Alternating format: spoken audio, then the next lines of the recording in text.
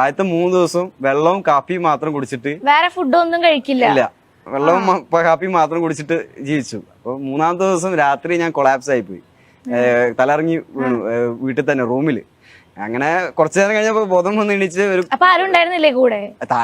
ഞാൻ അപ്സ്റ്റേഴ്സിൽ എന്റെ റൂം വീണ സമയത്ത് രാത്രിയാണ്, അതായത് ഒരു ലേറ്റ് നൈറ്റ് ഒരു 12 ഒക്കെ ആ സമയത്താണ് എന്റെ വർക്കിംഗ് പീരീഡ് എന്ന് പറയുന്നത്. ആരും ഡിസ്റ്റർബ് ചെയ്യാനും ഇല്ലാത്ത സമയത്തൊക്കെ. അപ്പോ ആ സമയത്ത് വാട്ടർ ഡയറ്റ് എടുത്തോണ്ടിരിക്കുന്ന സമയത്ത് വർക്ക്ഔട്ടും ചെയ്യായിരുന്നു.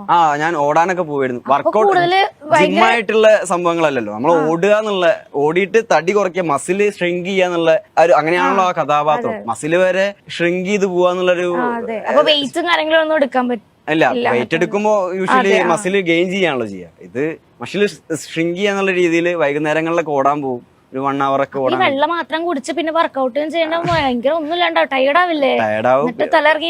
തലയിറങ്ങി വീണിട്ട് പിന്നെ അപ്പക്ക് മനസ്സിലായി ഇത് നമ്മൾ ഉണ്ടെങ്കിലല്ലേ നമുക്കിത് ചെയ്യാൻ പറ്റുള്ളൂ. നമ്മള് ജീവനോടെ വേണമല്ലോ ഈ ഒരു കഥാപാത്രം ചെയ്യണമെങ്കിൽ. അപ്പോൾ കുറച്ച് ജ്യൂസസും കാര്യങ്ങളൊക്കെ കുടിക്കാൻ വേണ്ടി തുടങ്ങി. കുബൂസ്, ഉച്ചക്ക് കുബൂസ് പച്ചവെള്ളത്തിൽ കൂട്ടിയിട്ട് കഴിക്കുന്ന. അയ്യോ, ശരിക്കും ഒരാള് ദുബായിലൊക്കെ പോയി കഷ്ടപ്പെടുന്ന ആളെ പോലെ തന്നെ നാട്ടിലോട്ട് ജീവിച്ചു. അതെ, കാരണം എന്താ വെച്ചാൽ ഇവരൊക്കെ അനുഭവിച്ച സാധനങ്ങള്, നജീബിക്കും ഹക്കീമൊക്കെ അനുഭവിച്ച കാര്യങ്ങള്, അതിന്റെ ഒരു ശതമാനമെങ്കിലും നമ്മൾ അറിയണ്ടേ. നമ്മൾ ആ കഥാപാത്രം സ്ക്രീനിൽ നമ്മൾ കാണിക്കണമെങ്കിൽ 1% അറിയണ്ടേ. അതെ, അപ്പോ അവരൊക്കെ അനുഭവിച്ചതിന് 1% ഞാൻ അനുഭവിച്ചിട്ടുണ്ടാവുള്ളൂ സീരിയസ്ലി, ഇങ്ങനെയൊക്കെ പറയുകയാണെങ്കിലും. അപ്പൊ അങ്ങനെ 15 ദിവസം കുറച്ച് കുളിക്കാതെയൊക്കെ നിന്നിട്ടുണ്ട്. ഇപ്പൊ എന്താണ് അതിന്റെയൊക്കെ ഒരു ഫീല് എന്തായിരിക്കും കുളിക്കാതെ നിന്ന് കഴിഞ്ഞാൽ നമുക്കുണ്ടാവുന്ന ഒരു ഡിസ്റ്റർബൻസ് ഉണ്ടാവും, മെന്റലി ഒക്കെ ഒരു ഡിസ്റ്റർബൻസ് ഒക്കെ ഉണ്ടാവല്ലോ. അങ്ങനത്തെ കുറച്ച് കാര്യങ്ങളൊക്കെ ചെയ്തിട്ടുണ്ടായിരുന്നു എക്സ്പെരിമെന്റ് ആയിട്ട്. നമ്മൾ കുറെ ഇൻസ്പിറേഷൻ ഒക്കെ കേട്ടിട്ടുണ്ടല്ലോ, ഓരോ ആക്ടേഴ്സ് ഒക്കെ ചെയ്ത കുറെ ഇൻസ്പയറിംഗ് സ്റ്റോറീസ് ഒക്കെ. ക്രിസ്ത്യൻ ബെയിലൊക്കെ മഷീനിസ്റ്റ് എന്ന് പറഞ്ഞ സിനിമയ്ക്ക് വേണ്ടിയിട്ട് അത്രയും ആളായിരുന്നു എന്റെ ആപ്പിൾ ട്യൂണ ഡയറ്റ് ഒക്കെ എടുത്തിട്ട് ആളായിരുന്നു എന്റെ മെയിൻ ഇൻസ്പിറേഷൻ ഡയറ്റ് ചെയ്യുന്ന സമയത്ത് കേട്ടോ. പിന്നെ വേറൊരു സിനിമ ഫ്യൂരി എന്ന് പറഞ്ഞ സിനിമയ്ക്ക് വേണ്ടിയിട്ട് ഒരു ആക്ടർ, അതിൽ സപ്പോർട്ടിങ് ആക്ടർ, ഇതുപോലെ ആ ഷൂട്ടിംഗ് പീരീഡ് മൊത്തം വേൾഡ് വാറിൽ നിൽക്കുന്ന സൈനികർക്ക് കുളിക്കാൻ പറ്റില്ലല്ലോ, ആ പീരീഡ് മൊത്തം കുളിക്കാതെ.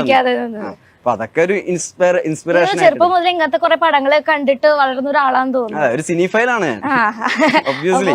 അപ്പൊ അതിനു വേണ്ടിട്ട് കുറെ ഹാർഡ് വർക്കിംഗ് കാര്യങ്ങൾ, പ്രത്യേകിച്ച് ഇങ്ങനത്തെ ഒരു ഫസ്റ്റ് മൂവിയിൽ തന്നെ ഇങ്ങനത്തെ ഒരു റോള് കിട്ടുമ്പോ അതിനു വേണ്ടി കുറെ വർക്ക് ചെയ്യണവും കാര്യങ്ങളൊക്കെ.